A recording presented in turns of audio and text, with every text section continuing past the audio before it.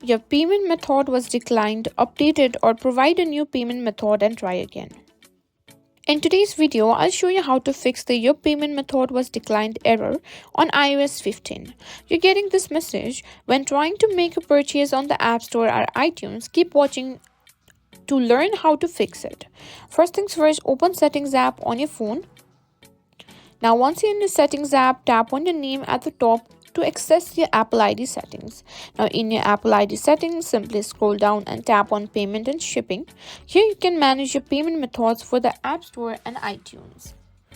Here you will see your current payment methods. If there's an issue with the card or the payment method is expired, you might see an error like the one we're troubleshooting.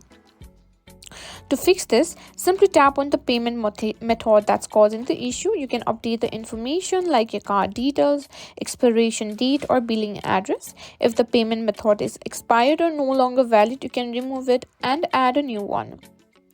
Now, if you want to add a new payment method, you can simply tap on add a new payment method over here. Then enter your new credit card details simply, or you can also choose whether you want to use the PayPal method or something like that. Make sure all the information is accurate, especially the billing address, as this can affect your payments approval. After updating or adding a new payment method, double check that all the information is correct and tap on done to save your changes.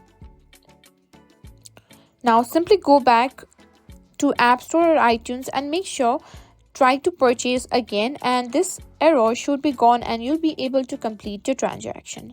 And that's it, you've successfully fixed the Your payment method was declined error.